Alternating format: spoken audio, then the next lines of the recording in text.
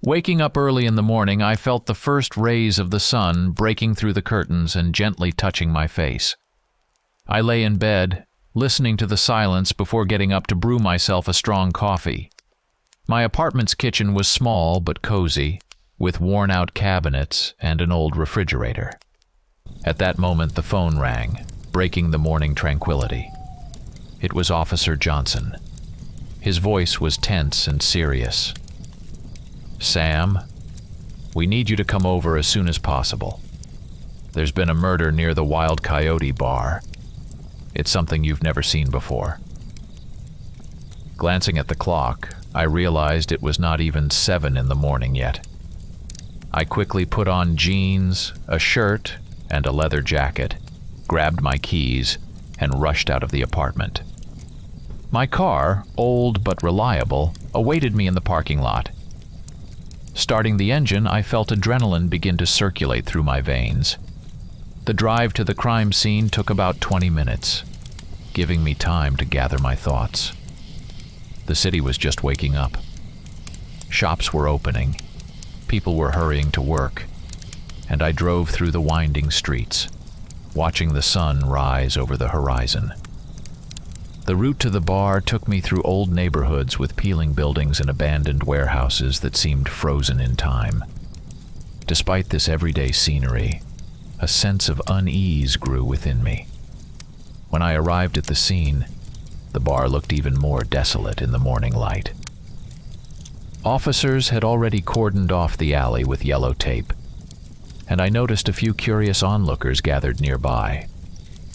Johnson was waiting for me at the entrance, and the expression on his face did not bode well. "What do we have here, Johnson?"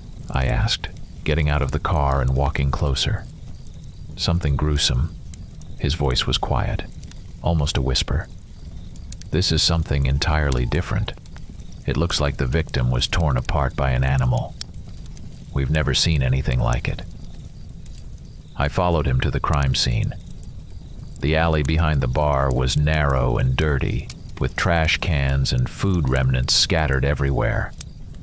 But the most horrifying sight was what I saw in the center of this scene. The body of a young woman lay in a pool of blood, her clothes torn, and she looked as if she had been attacked by a giant beast.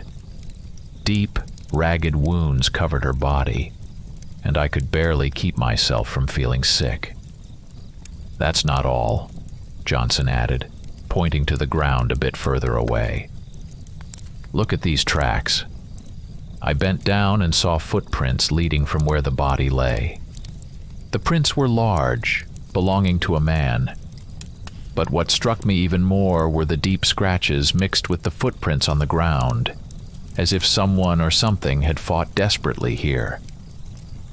"It looks like she was tied up first," Johnson said, pointing to the remnants of rope lying nearby. "We found rope marks on her wrists and ankles." I examined the found items. The phone was broken, and the purse looked as if it had been turned inside out in search of something valuable. This looked too strange for a typical robbery. "Whoever did this tortured her savagely before killing her," I said quietly, feeling a wave of anger and horror rising within me. "Her name was Jessica Williams," Johnson said sadly. My thoughts raced, trying to find any logical explanation. Was this the first such murder, or just the first we knew about? Either way, I felt there was something more behind this. "We need to talk to the bartender and interview everyone who was here last night," I said, trying to pull myself together. "And also, let's check all the surveillance cameras around. Maybe we can find some clue." Johnson nodded and went off to carry out my instructions. I stood at the crime scene, carefully examining every inch, hoping to find some clue. The tracks on the ground, the remnants of the rope, the blood. All of this should tell its story, but for now, it was incomplete. Raising my head, I glanced at the crowd of onlookers gathered nearby. Their curious gazes and whispers were somewhat irritating. My eyes stopped on one person. He stood a bit apart, wrapped in a dark cloak and hat that hid his face. His figure seemed suspicious, too concealed among the rest.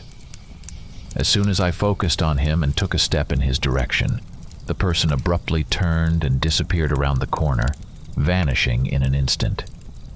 My detective instincts kicked in. Who was this person? Why did he disappear so quickly as soon as he noticed my interest? Questions swirled in my head, but before I could take any action, Johnson returned. "Find anything?" he asked, noticing my tense gaze in the direction where the suspicious person had recently stood. "Maybe," I replied, nodding in that direction. "I saw someone who didn't want to be noticed. But it's just a hunch for now. Let's go check the cameras."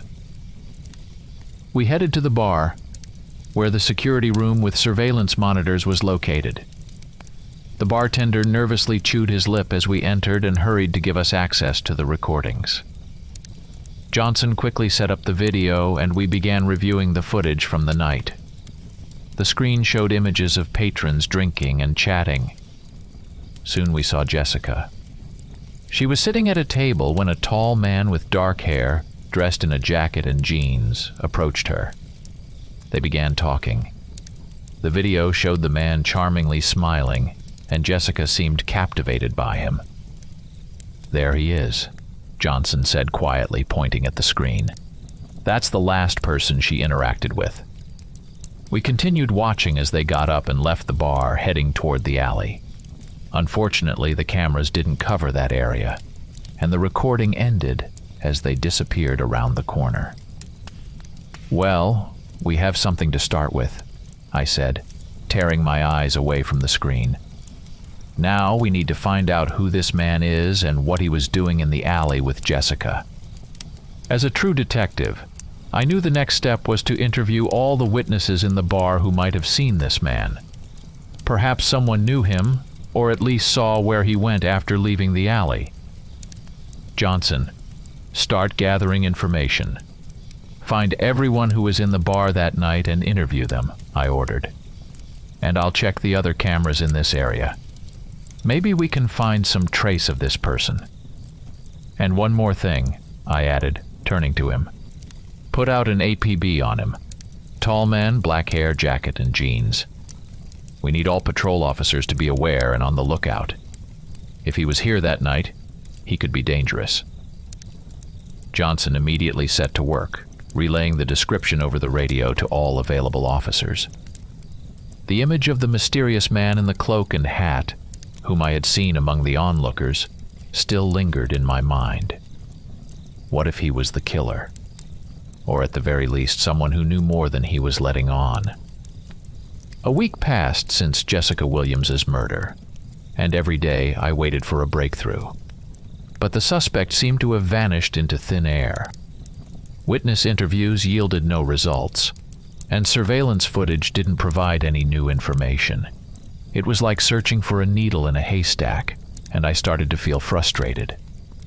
That week, I spent more time in my office than at home. The stacks of cases and reports on my desk grew each day, but there was no real progress in the investigation. I was almost losing hope when the phone suddenly rang. "Sam, we've got another murder." Johnson's voice was tense. "This time on the outskirts of town, near the abandoned factory. The victim is another girl, and the killing resembles the previous one." I grabbed my coat and dashed out of the office without wasting a minute. The car started on the first try, and I sped through the streets of the city, heading towards the abandoned factory. The road was long and winding, and I felt the tension build up inside me. Something in Johnson's voice told me this murder was not just a repeat, but something more. When I arrived at the scene, it was already cordoned off with yellow tape, and several patrol officers stood guard, keeping curious onlookers at bay. The abandoned factory loomed before me like a grim monument of the past. Ruined buildings with broken windows and rusted iron structures looked eerie in the morning light. Everything here spoke of neglect and oblivion. The onlookers gathered around the crime scene were locals and teenagers drawn to the macabre scene. Among them, I noticed a few teenagers who were clearly frightened and not hiding their emotions. "What happened here?" I asked one of the officers standing at the entrance. "Local kids found the body," he replied, pointing to a group of boys who looked pale and scared. "They often come here looking for adventure." I nodded and approached Johnson, who was waiting for me at the entrance to the factory grounds. "Sam, this looks just like what happened to Jessica," he said as I came closer. "But this time there's something new." He led me through the overgrowth to the crime scene. Weeds and bushes broke through the cracks in the asphalt, adding to the eerie atmosphere. I smelled death and blood as I saw the girl's body. She lay on the ground, her clothes torn, her body covered in deep wounds. I had seen these horrific marks just a week ago, but what I saw next truly shocked me. Nearby, a strange wooden symbol, looking like an ancient amulet, was carved, and on the tree next to the victim, there were signs drawn that I couldn't immediately recognize. These symbols added an extra layer of horror to the scene. "What the hell?" I whispered, examining the marks on the tree. "This is something new." "Yes," Johnson replied, nodding. "We don't know what it means yet, but someone clearly left these signs deliberately." I took a deep breath, trying to calm down and gather my thoughts. Whatever was behind these murders, it was more than just brutal attacks. It was something ritualistic, possibly a cult. I continued to examine the crime scene, studying every detail carefully. The dirty walls of the abandoned factory, the rusty metal structures, and the dense vegetation created a grim atmosphere. I crouched to take a closer look at the strange symbol carved on the piece of wood when suddenly something caught my attention. Raising my head, I saw him. In the window of one of the abandoned buildings stood the same man in the hat and cloak. His dark figure stood out against the bright morning. As soon as our eyes met, he instantly turned and disappeared from sight. "Johnson!" I shouted, jumping to my feet. "He's here in the building! Run after me!" Without losing a second, I dashed in pursuit. We ran towards the building where I had seen the man. The old creaky door yielded to my push, and we burst inside. Narrow corridors, peeling walls, and heaps of trash hindered movement, but I didn't stop. The man could disappear at any moment. We ran through the corridors, leaping over obstacles and dodging debris scattered everywhere. I heard distant footsteps echoing through the building. He was somewhere ahead, and I wasn't going to let him slip away again. We emerged onto the second floor, where the corridors became even more maze-like. I saw a shadow flicker and rushed after it. The man was quick and agile, as if he knew every corner of this labyrinth. We raced through several rooms, going up and down stairs, navigating through thick dust and cobwebs. At one turn, I almost knocked Johnson over, who was keeping up with me. We continued the chase until we reached a large workshop, where concrete columns and metal beams created a real labyrinth. In the distance, I saw his figure again, slipping behind one of the columns. "There!" I shouted, pointing to the spot. We ran further, but when we reached the place where he should have been, he was already gone. I stopped, panting heavily, looking around. Emptiness and silence greeted me. The man had vanished once more, leaving us bewildered. "Damn it," I exhaled, looking around. "He got away." Johnson approached me, also trying to catch his breath. "How does he do that?" he asked, waving his arms in frustration. "He's like a ghost." "I don't know, but we have to find him," I replied, trying to calm down. "He knows something. Or more likely, he is our killer." We slowly began to search the building, hoping to find some clue. but the man in the hat had slipped away again, leaving us with the same questions and an even greater sense of failure. "We need to increase surveillance in this area and interview everyone who might know something," I said, turning to Johnson. "Let's go. We have a lot of work to do." We left the abandoned building, leaving behind yet another failed attempt to catch the mysterious man. But I was determined. We would find him. Sooner or later, we would find him. We finished collecting evidence at the crime scene. Photos, blood samples, footprints on the ground. We carefully packed everything and sent it to the lab. The symbols and markings on the tree were photographed from different angles for detailed examination later. When all necessary procedures were completed, we left the abandoned factory, leaving it shrouded in a grim silence. The next day, around noon, I received a call from the lab with news. The DNA analysis results from the first murder, Jessica Williams' murder, were ready. I immediately headed there, hoping to find some clue. "Detective Greenberg, the DNA analysis results showed something strange," said the lab technician when I arrived. "We found DNA traces that don't match any known animal species. It's something completely new." "What do you mean by completely new?" I asked, feeling a chill run down my spine. "We can't identify it," the lab technician replied, shrugging. "It doesn't resemble any known creature. It's something entirely mysterious." My thoughts whirled. An unknown type of DNA? This added even more questions to an already complicated case. What kind of creature could leave such traces? Were they connected to the mysterious man in the hat, whom we couldn't catch? I took the photos from the crime scene and headed to the local university to see a professor who specialized in the occult. If anyone could shed light on these signs and symbols, it was him. The drive to the university took about half an hour. Passing by old buildings and cozy cafes, I tried to gather my thoughts. The university was on the outskirts of town. Its ancient buildings with high spires and Gothic architecture looked majestic and imposing.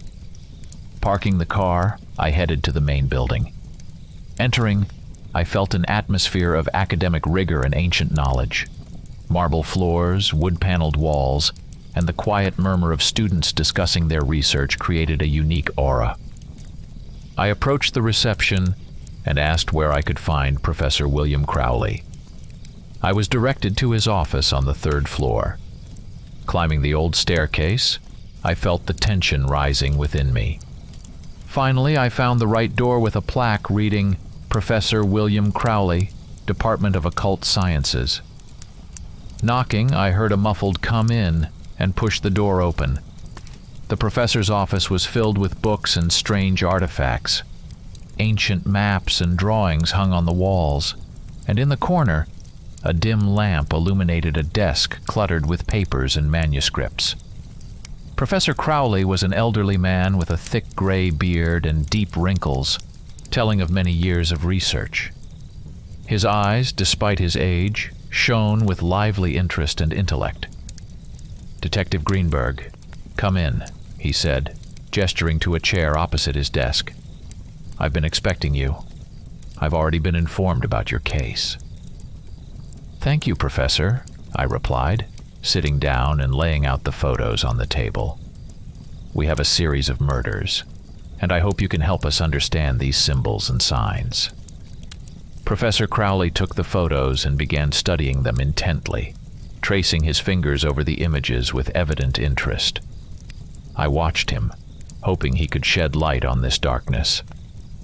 Suddenly he frowned and set one of the photos aside. "Detective Greenberg," he began slowly, as if carefully choosing his words. "I know who these symbols belong to." I tensed, preparing to hear something important. "These signs belong to an occult group operating in our city. They call themselves the Followers of Dusk. These people are very secretive and murky. They've never been involved in any crimes, so they've been left alone. But they're crazy. They believe in the coming of an ancient god they call Nocturnus. Nocturnus? I repeated, feeling chills run down my spine. Yes, Crowley nodded. Nocturnus, the god of darkness and chaos. Their organization is quite secretive, and I don't know its members. They perform their rituals in abandoned places, away from prying eyes. No one knows how many of them there are or what exactly they do. But their beliefs and rites are clearly dark and dangerous. Do we have any leads? Places where they might gather? I asked, feeling close to a breakthrough. The professor thought for a moment, then continued. Witnesses have seen such signs at an abandoned church outside the city near an old cemetery. This is the only place I can suggest for further investigation. The church hasn't been used for a long time and is often visited by various occult groups. An abandoned church, I repeated, noting the address. This could be what we're looking for. Thank you, Professor. Be careful, Detective, Crowley warned me. The followers of Dusk can be very dangerous. If they're indeed involved in these murders, you're treading on dark and dangerous territory. I nodded and thanked him for his help, then gathered the photos and left the university. My thoughts were occupied with what I had learned.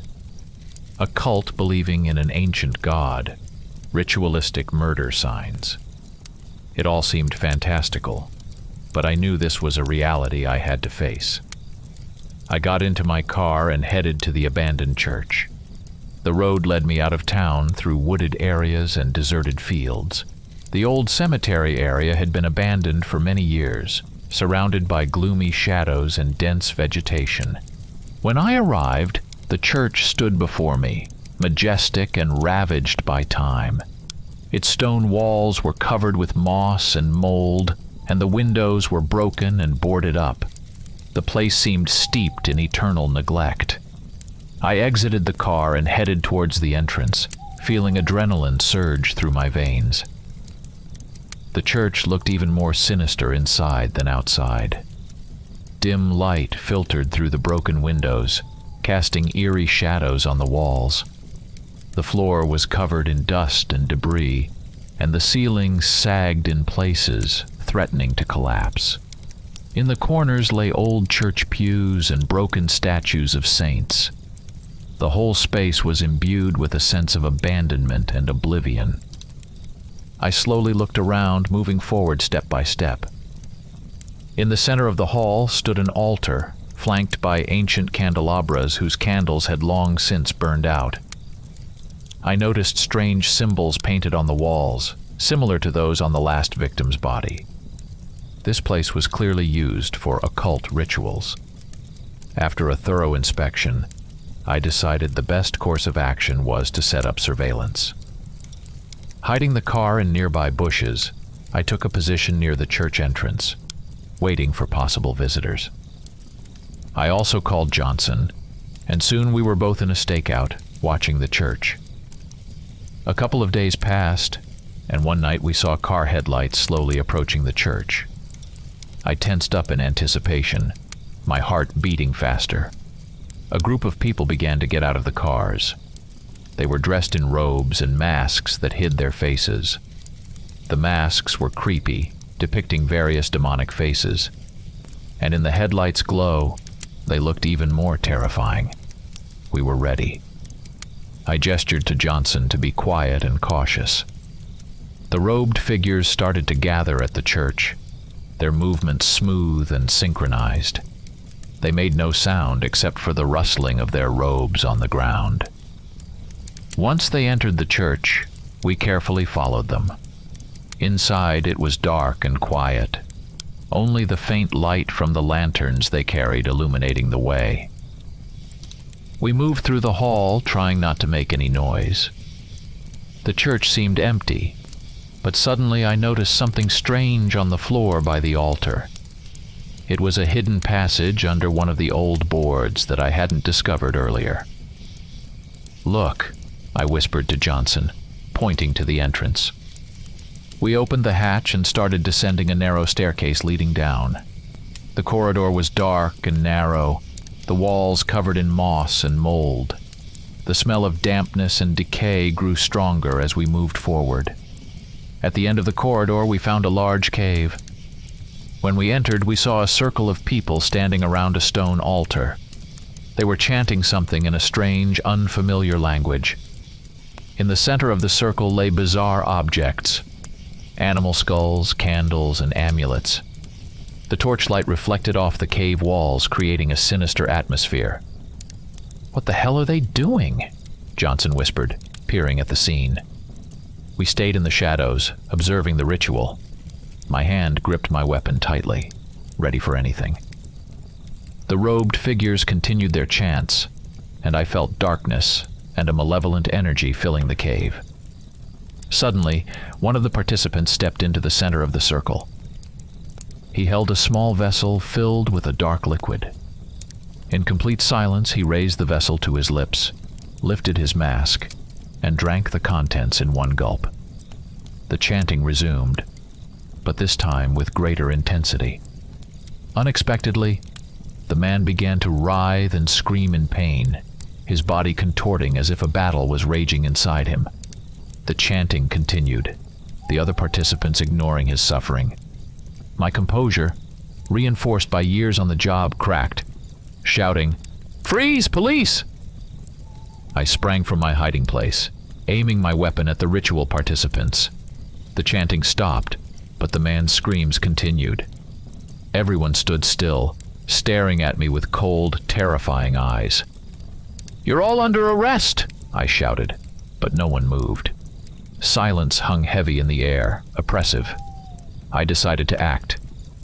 I approached one of the robed figures and reached for his mask to see who was hiding beneath it. But as soon as my fingers touched the mask, all the other participants scattered. Johnson tried to grab someone, but it happened too quickly. In the chaos, I was left alone with the screaming man on the ground. As I got closer, I removed his mask and saw something horrifying. Beneath it was the face of a wolf monster. His eyes burned with rage and pain, and his fangs glistened in the dim torchlight. He continued to writhe and scream, his body transforming before my eyes. Johnson and I stood there, unsure of what to do. The man was morphing into a creature from our worst nightmares. He howled, the sound piercing the cave's silence. His angry gaze fixed on us. I couldn't hold back and fired. The bullet hit his chest, but he didn't seem to care. I emptied almost the entire magazine, but the creature kept advancing. Panic set in. I knew we didn't stand a chance in an open fight with this monster. "Run!" I shouted to Johnson, and we dashed for the exit. We sprinted through the cave corridors, hearing the creature's angry growls and heavy footsteps behind us. The corridor walls blurred into a single mass, and each step was a struggle. My only thought was to escape and warn others. We burst outside, barely maintaining our balance on the slippery stairs. "Johnson, faster!" I yelled, pushing him forward. We ran to the car. The howls behind us told me the creature was close. We jumped into the car, and I started the engine without wasting a second. We sped down the winding road when suddenly the creature leaped onto the hood. It smashed the windshield, tearing it out of the frame. A massive, clawed paw reached into the cab, grabbed Johnson, and yanked him out with such force he flew to the roadside, hitting the ground hard. I kept driving despite the horror and desperation, praying that my partner would be okay. I swerved along the road, trying to lead the beast away from Johnson. The creature seemed unstoppable. Its claws reached for me, tearing at the remains of the windshield. I had no choice but to take a desperate step. I aimed the car straight at a tree. The impact was devastating. A moment of pain, and I lost consciousness. When I came to, my head was pounding and my ears were ringing. I saw the creature slowly rising from the ground and heading towards me.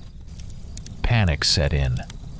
I struggled out of the car, feeling pain with every movement, and started running down the road. My legs wobbled, my breath was ragged, but fear drove me forward. The creature was closing in, its angry growls growing louder. In the darkness of the night, I raced down the road, trying to escape the inevitable. The creature was almost upon me when suddenly a gunshot rang out. The beast howled in pain and retreated. I turned to see what was happening. For a moment, I thought I had survived. Looking around, I searched for my savior. Then I saw him. The same man in the hat stood by the roadside holding a rifle. His dark figure stood out against the night forest, his eyes glowing with a cold light. He slowly lowered the rifle, and the creature, whimpering and growling, disappeared into the forest. I stood there, breathing heavily, still feeling the adrenaline in my veins. The joy of surviving mixed with confusion and fear. Who was this man? Why did he help me? I took a step forward, but the words stuck in my throat. "Who are you?" I finally asked, my voice trembling. The man in the hat didn't answer immediately. His face was hidden in shadow, and only his eyes glowed in the dark. "I am the one who knows what darkness lurks in this world," he said in a quiet but firm voice. "And I am here to fight it." I was stunned. This man knew more than I could have imagined. He saved me, but who was he really? And what role did he play in this horrifying game? "Thank you," I said, still trying to process what had happened. "You saved my life." The man nodded, but his face remained inscrutable. He then approached me, pulling out a note from his pocket. His eyes shone with determination and weariness. "You can find me at this address," he said quietly, handing me the note. "We have a lot to discuss." Before I could say anything or stop him, he turned and quickly disappeared into the night's shadows. With trembling hands, I pulled out the radio and called for backup. The words tumbled from my lips faster than I could comprehend what had happened. "Urgent. Need assistance. We're on the road by the old church. Officer down. Need an ambulance and backup." My voice was shaky but resolute. Dropping the radio, I ran back to Johnson. Luckily, he was alive, though he looked exhausted and pale. He had several broken bones, but nothing life-threatening. "Are you all right, partner?" I asked, trying to keep him conscious. "Damn, Sam," he croaked, barely opening his eyes. "What was that thing?" "I don't know, but we'll find it. The ambulance is on the way. Hang in there." I squeezed his hand, trying to pass on some of my courage. Soon, sirens pierced the night silence, and the police and ambulance arrived. The medics began to attend to Johnson, carefully placing him on a stretcher and loading him into the ambulance. I watched them leave, feeling a bitter taste of failure for not preventing his injury. The arriving officers began to examine the area. We searched for traces of the people, but they had skillfully disappeared, leaving no clues. The only thing left was the monster's tracks, deep claw marks on the road, and the wrecked car. I recounted my story to the duty officer, but from his look, I knew he didn't believe me. However, the tracks and evidence left by the creature made everyone reconsider. "Are you seriously saying this was some kind of monster?" one of the officers asked, raising an eyebrow skeptically. "See for yourself," I replied, pointing to the deep scratches and the wrecked car. "A human couldn't have done this, and I have a witness, my partner." After that, the standard procedures began: collecting evidence, photographing the scene, and questioning witnesses. I felt drained and exhausted, but knew the work wasn't over. The next day, I decided not to delay and head to the address left by the mysterious man in the hat. The sky was covered with gray clouds, and a light drizzle had been falling since the morning, as if nature itself was mourning what had happened. The gloomy weather added to the somber atmosphere, perfectly fitting the thoughts that had tormented me since the night's encounter. I gathered my things and checked my weapon, mentally preparing for what might await me. Mixed feelings of anxiety, fear, and curiosity wouldn't leave me, making my heart beat faster. I couldn't wrap my head around what had happened, and I hoped this mysterious man could shed some light on this dark mystery. I got in the car and set off. The address pointed to a place in the forest at the foot of the mountains, in a small village lost among dense woods. The road was long and winding, snaking through endless forested expanses that seemed infinite. The light rain drummed on the car roof, creating a monotonous rhythm that accompanied my thoughts. Soon, I reached the village. It looked as if it was stuck in time.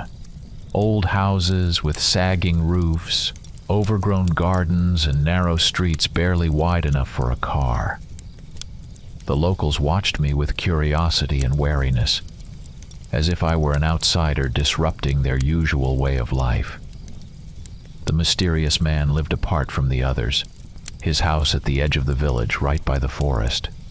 It was an old wooden house surrounded by tall trees, creating a sense of isolation and seclusion. The house looked sturdy despite its age and was well maintained. A narrow path led to the porch where he stood, waiting for me. I stopped the car and got out, trying to hide my anxiety. The man nodded to me, inviting me inside. The house was cozy inside, filled with the smell of wood and old books. Hunting trophies and paintings depicting scenes of forest life hung on the walls. As I entered the house, the man extended his hand and introduced himself. "My name is Victor," he said with a slight smile. "I imagine you have many questions. You saw that creature in person, so it'll be easier for you to believe my story." He led me to the kitchen, where he poured me a cup of hot tea. We sat at a wooden table, and Victor began to tell his story, full of tragedy and horror. "It all started many years ago," he began, looking out the dark window, where the light drizzle continued to fall. "In our village there was a man named Henry Ellison. He was strange from childhood. No one paid much attention to him because he always mumbled to himself and looked like a typical village oddball. But he hid a dark side no one knew about. Henry was fascinated by the occult and ancient manuscripts that he collected from all over the world. He conducted his rituals in secret, deep in the forest. One night he recited a spell that summoned the first monster. This creature killed my family. My sister Emily and my father James were its victims. I was a teenager, but that night changed my life forever. My family was always connected to the forest," Victor continued, stroking his cup. "My father, James Grayson, was a respected woodsman and hunter. He knew every corner of the forest, every trail. From childhood, he taught me and my younger sister Emily to respect nature and live in harmony with it.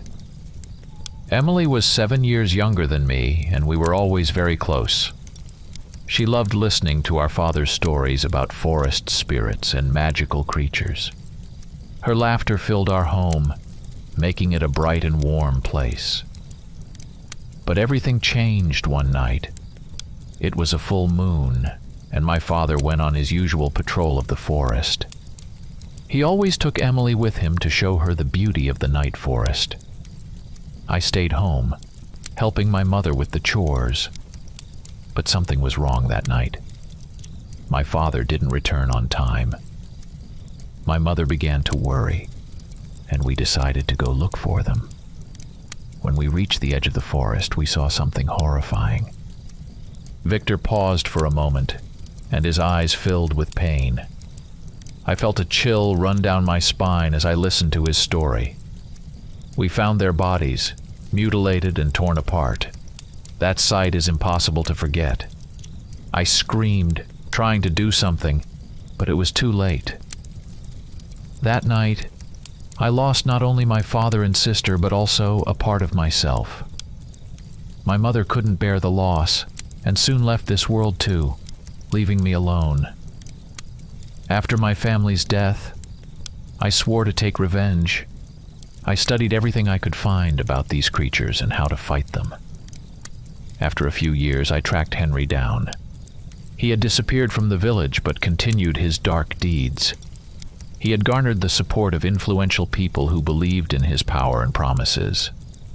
Now they're preparing something, and I'm sure it's nothing good. What exactly are they preparing? I asked, feeling the anxiety grow inside me. I don't know for sure, Victor replied, shaking his head. We sat in silence while the tea cooled in our cups. Suddenly, Victor stood up, his gaze serious and full of determination. I found out they're gathering tonight for something important, he said, looking me straight in the eye. Are you ready to come with me? I nodded uncertainly, thoughts racing about whether I should call for backup. But Victor, as if reading my mind, added, "We should go alone if you don't want any unnecessary casualties. These creatures are dangerous and unpredictable." With that, he led me to the garage attached to his house. When we entered, I saw that it was not just a garage, but a real arsenal. The walls were lined with all kinds of weapons: rifles, pistols, crossbows, and bows. Shelves held various traps, knives, and swords. Victor knew his business, and this place spoke of his preparedness and serious intentions. As an officer, I wanted to ask if he had a permit for all this arsenal, but I understood that now was not the time for formalities. Victor approached one of the shelves and took out a massive rifle. "These creatures can't be killed with regular ammo," he said, showing me the silver bullets. "You need to use silver. It's the only way to stop them." He opened a drawer and pulled out several cartridges, each bullet gleaming in the dim garage light. I felt the gravity of the situation increasing with each second. Victor handed me the rifle and a silver dagger, which looked like a true work of art with engraved symbols. "Take this," he said, handing me the weapon. "These creatures are strong and fast. We need to be ready for anything." I took the rifle, feeling its weight, and calmly checked the cartridges. The silver dagger was surprisingly sharp, its blade gleaming in the lamp's light. I felt the cold metal seep into my hand, which added to my confidence. We began to arm ourselves, carefully checking every detail. Victor donned leather gloves and a bulletproof vest, preparing for the fight. I followed his example, putting on a bulletproof vest and ensuring all the bullets were in place.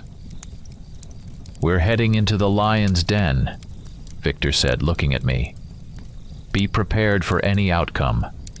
We don't know what awaits us there." When we were ready, Victor opened the garage door and we stepped into the night. The rain was still drizzling, adding to the somber atmosphere. We got into his old SUV and set off. We drove down the wet road, the light rain tapping on the SUV's roof, creating a monotonous, soothing sound. The headlights picked out the silhouettes of trees that seemed to lean towards us like ancient forest guardians. The forest was thick and dark, with wet foliage and creaking branches, creating the feeling that nature itself was watching us. Soon, we reached the outskirts of the city.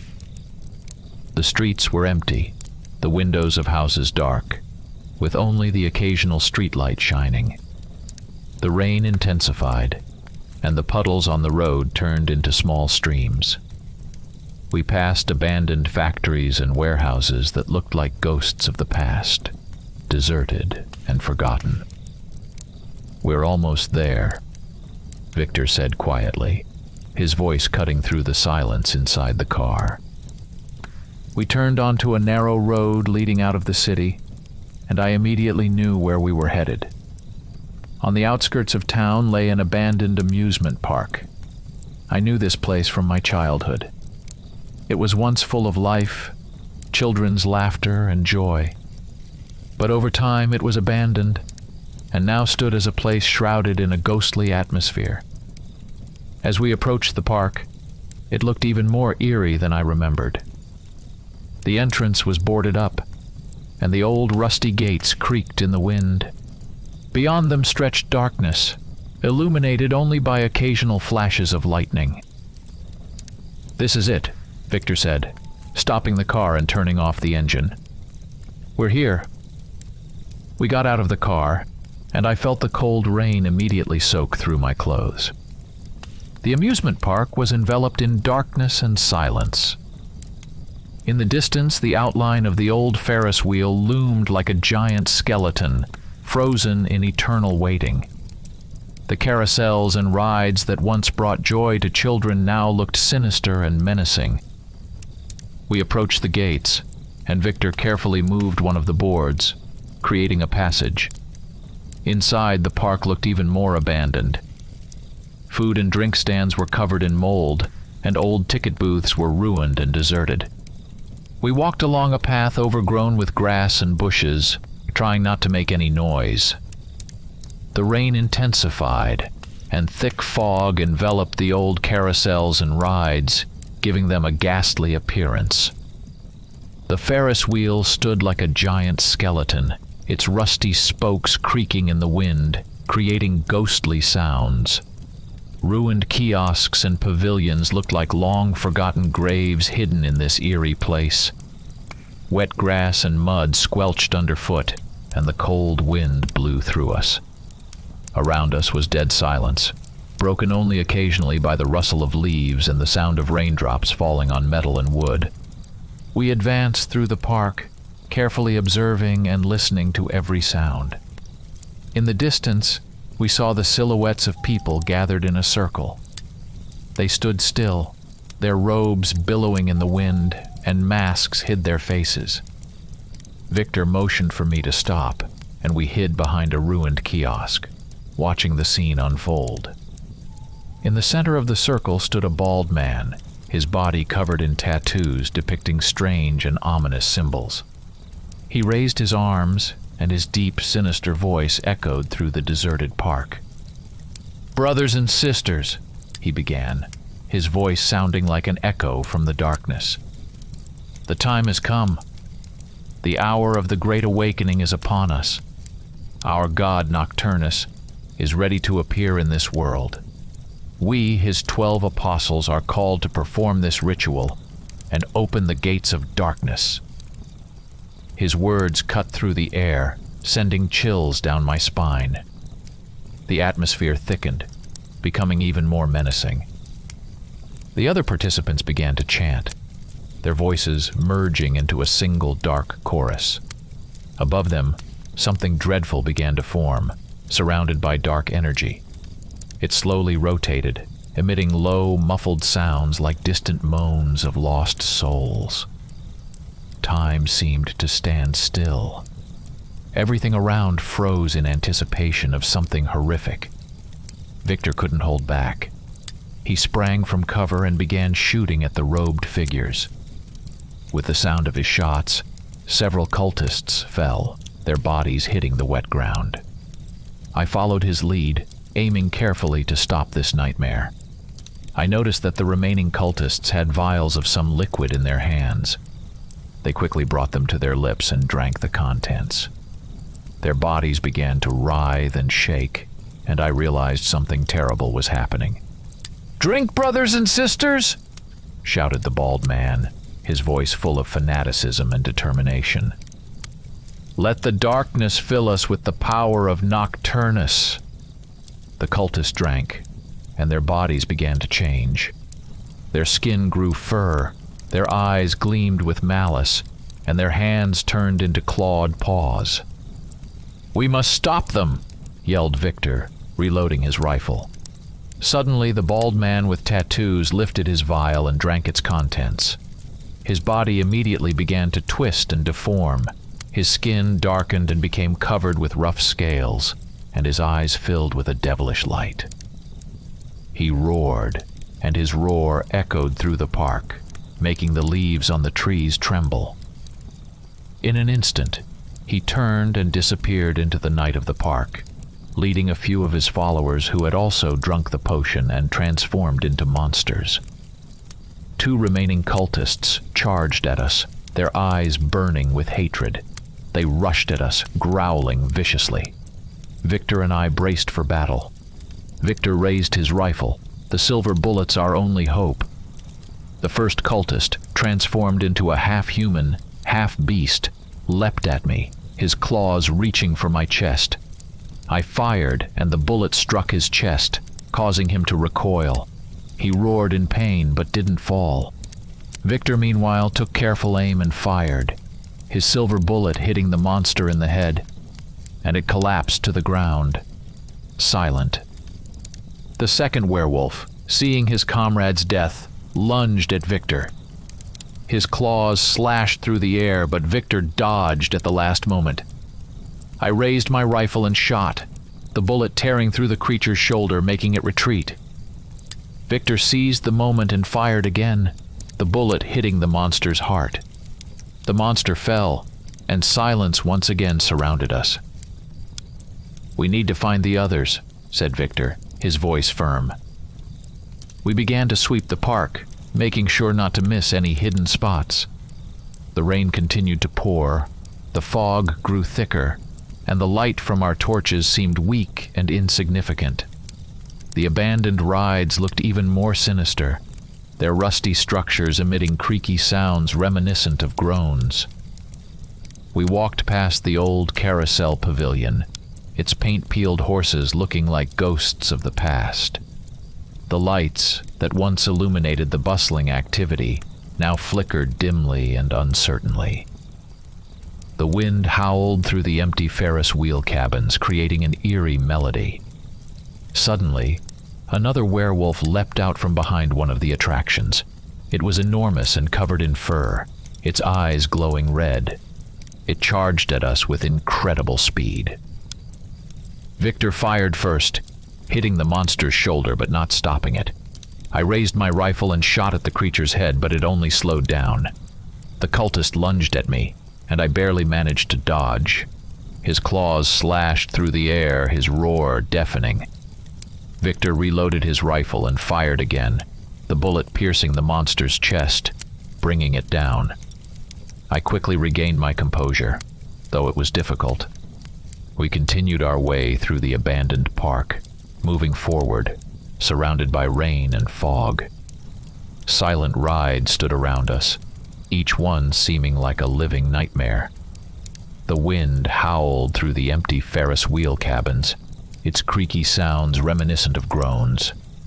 Old kiosks and pavilions looked like abandoned graves, engulfed in darkness and oblivion.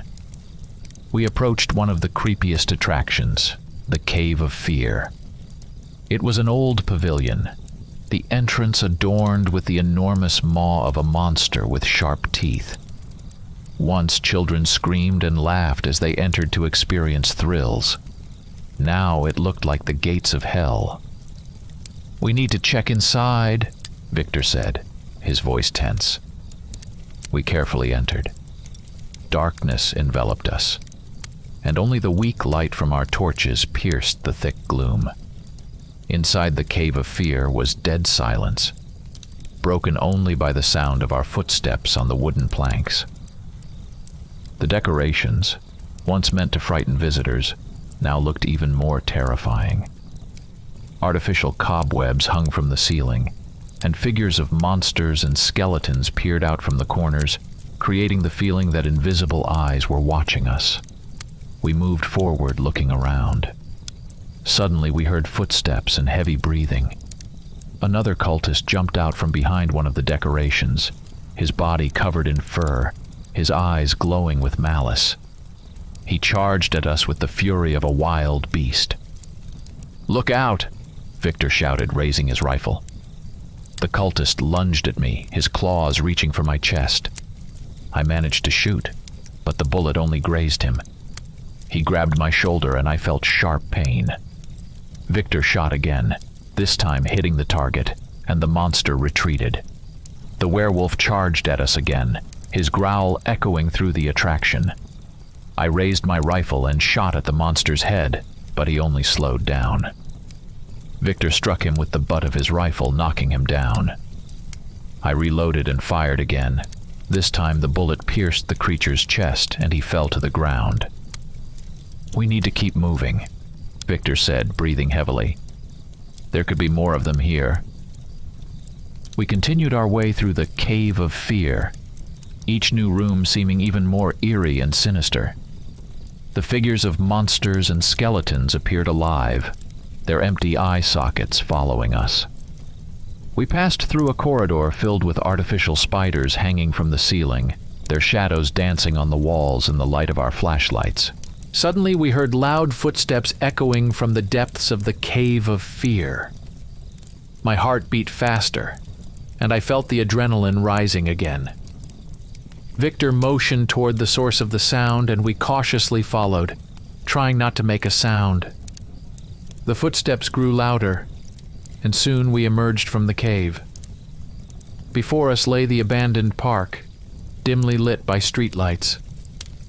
Ahead we saw the silhouette of their leader, his massive figure standing out against the night sky. We immediately fired at him, but he let out a wild roar and ran toward the Ferris wheel. Suddenly, as if by magic, the wheel came to life. Lights flickered on, and it slowly began to turn. I felt a chill run down my spine. The sight was both eerie and mesmerizing. The creature leapt onto one of the cabins and quickly climbed up the spokes, its dark figure flickering in the light.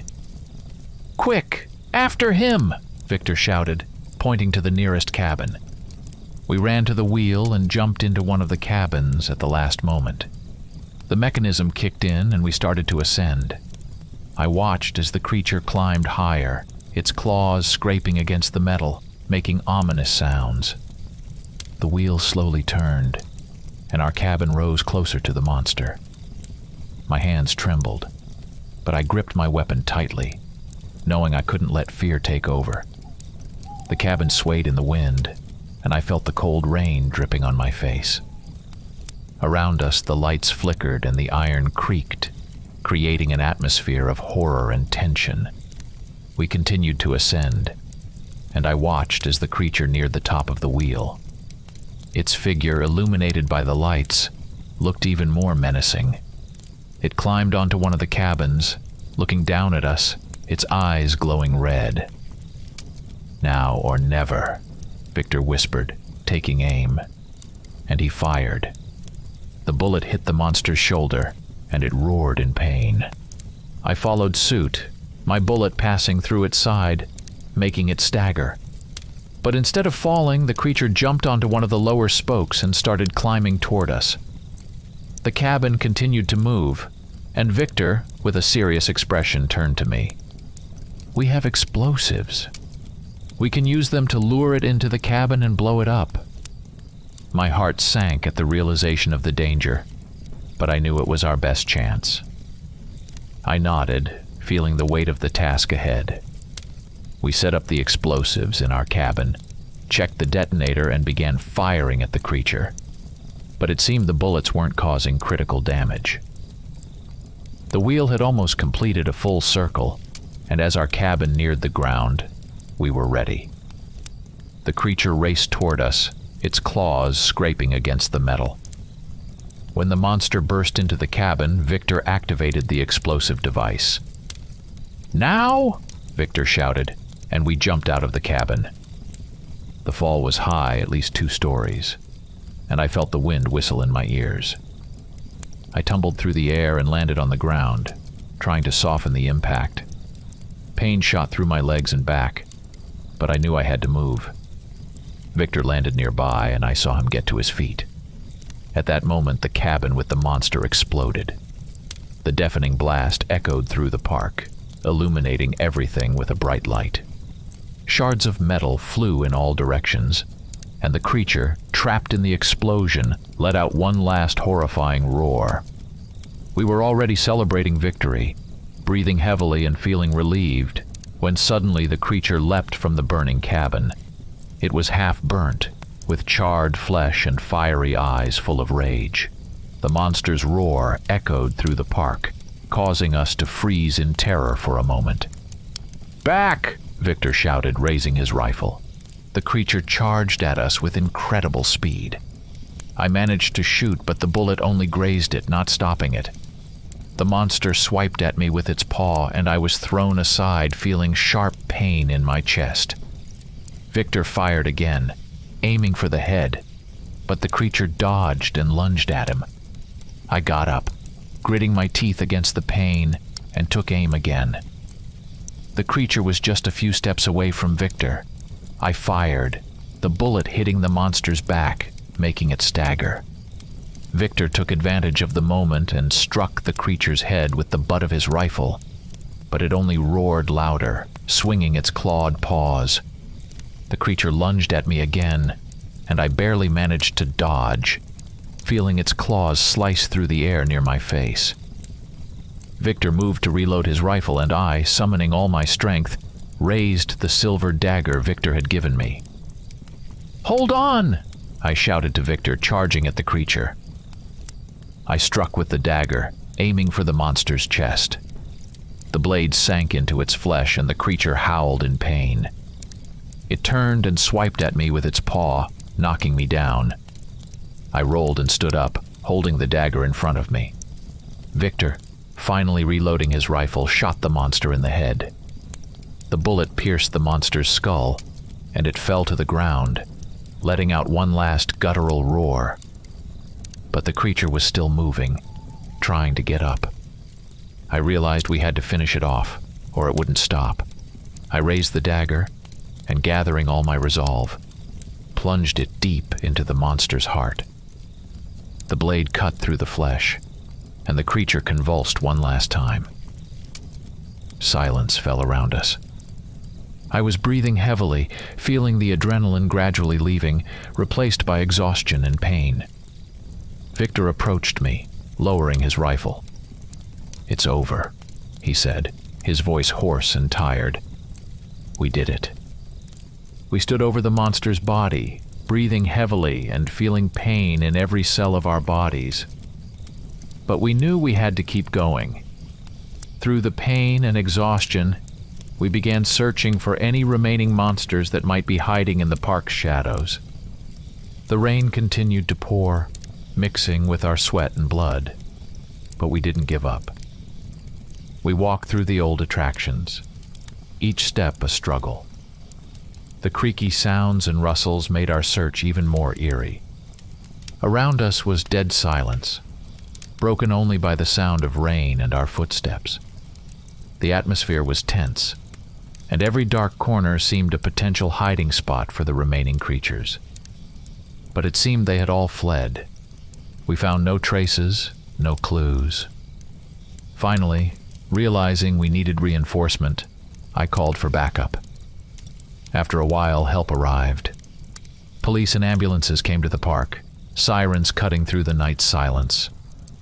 When we returned to the battle sites, the bodies of the monsters had transformed back into human forms. Their mutilated and charred remains lay in pools of blood and mud. "What happened here?" one of the officers asked, inspecting the bodies. "It was a battle," I replied, trying to explain everything that had happened. "These people, they turned into monsters. We fought them." Among the bodies were identified known people.